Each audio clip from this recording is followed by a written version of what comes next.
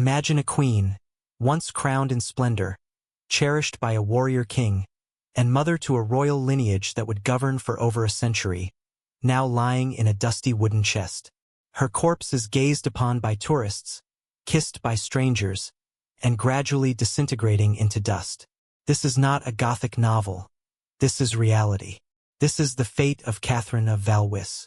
Her narrative is not merely one of royal affection or dynastic authority. It serves as a haunting reminder of how even queens can be forgotten, violated, and transformed into curiosities by the passage of time. Catherine's existence influenced history, yet her demise and the grotesque spectacle that ensued may be even more indelible. Catherine of Valois was born on the 27th of October, 1401.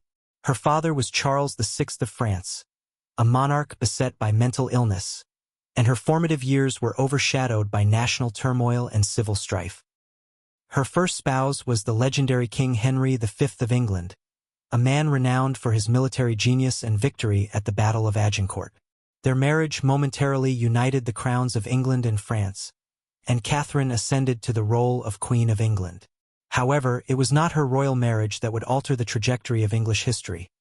It was her clandestine, deeply scandalous second union after Catherine fell in love with a man of lower status, Owen ap Tudor, a Welsh courtier, known in history simply as Owen Tudor, following the untimely death of Henry.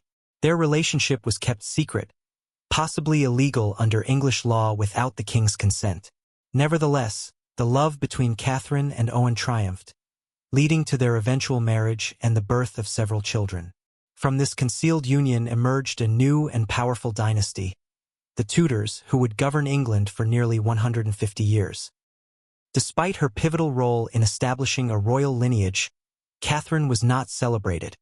Instead, she was marginalized after her death.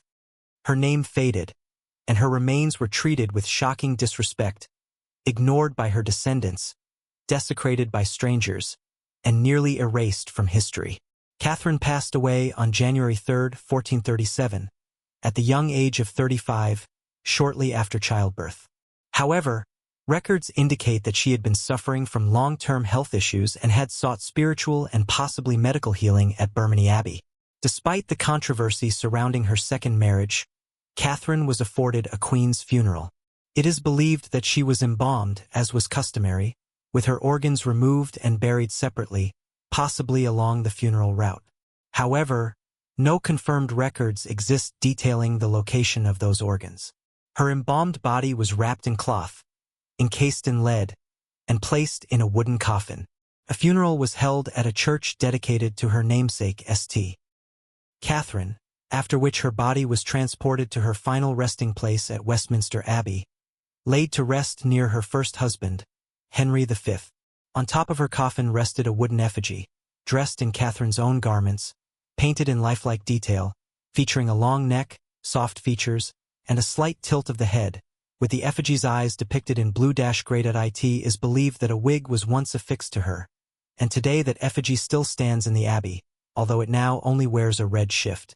During the funeral, she had been adorned in a purple satin mantle, and the coffin itself was draped in cloth of gold, placed atop a grand hearse.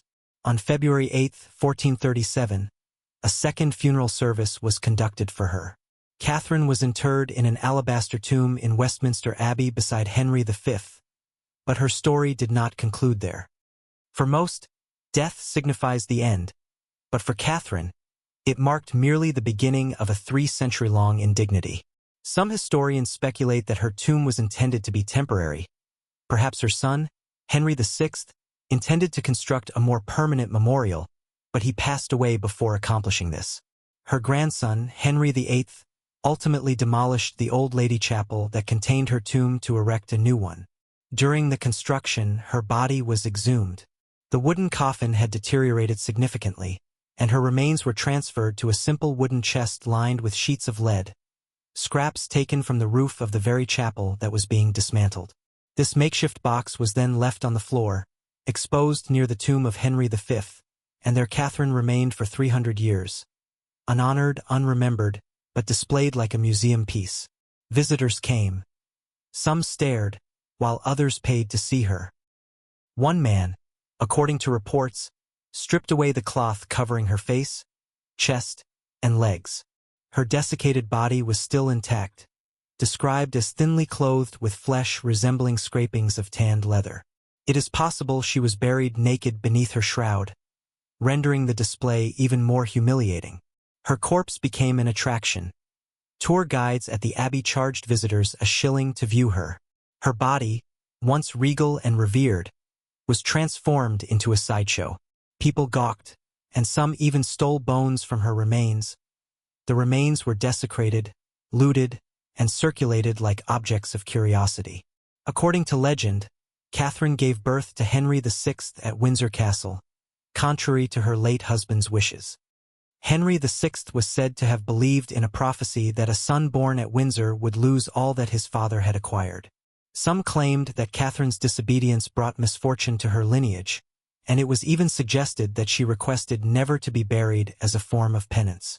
Whether this is true or not, the legend perpetuated a harsh perception of her, portraying her as being punished for love, rebellion, and following her heart. Her treatment after death mirrored this judgment. In 1669, Samuel Pepys, the renowned diarist, visited Westminster Abbey on Shrove Tuesday. Having just seen Shakespeare's Henry V, he was intrigued to see the real-life queen. He later recorded, "I did see the body of Queen Catherine of Valois and had the upper part of the body in my hands, and I did kiss her mouth. I did kiss a queen." A peculiar tradition even emerged, where visitors would kiss her corpse, referenced in Shakespeare's plays as kisses for the queen who possessed witchcraft in her lips. However, the mistreatment did not end there. In the 18th century, her body endured further abuse. In 1786, antiquarian Richard Goff noted that students had dismembered the remains. When he viewed her himself, he discovered that the body had become a formless mass of pale tissue. It was not until 1798 that her remains were relocated again, sealed away in a vault used by the Villers family, but without any marking. She was laid to rest there quietly, and memories of her began to fade. In 1878, the Villers' tomb was opened to accommodate the recently deceased Countess of Buckingham. At this time, Dean Stanley of Westminster, aiming to restore the Abbey's monuments, sought to recover Catherine's remains with Queen Victoria's approval. His team broke through the wall. Amidst the tombs, they uncovered Catherine's deteriorating coffin, which had collapsed and become wedged against the one below it.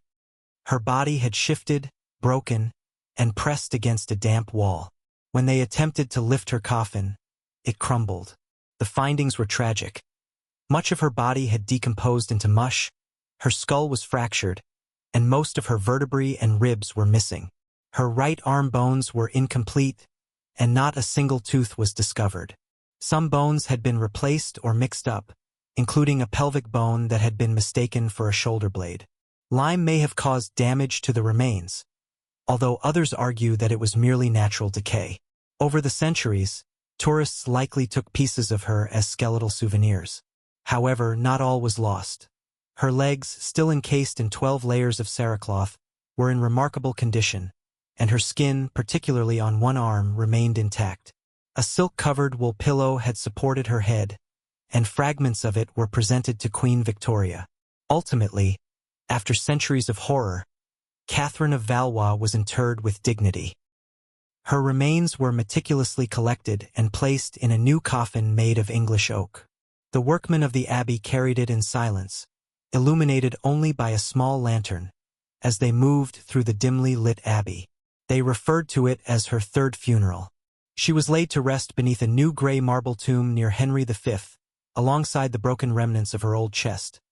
Situated within is a brass inscription plate, which bears the Latin engraving that states, "Under this slab rest at last after various vicissitudes the bones of Catherine de Valois, daughter of Charles V, 6th King of France, wife of Henry V, mother of Henry V, 6th, grandmother of Henry VII, born 1400, crowned 1421, died 1438, although her true birth year was 1401 and she passed away in 1437. These details are insignificant compared to the greater truth that Catherine has finally been granted the resting place of a queen. The official report concludes with the poignant words, "It is the latest royal tomb in the abbey, and although it has been long delayed, it has been deemed that the unique and romantic history of a French princess and an English queen should finally be brought to a dignified conclusion. Requiescat in pace.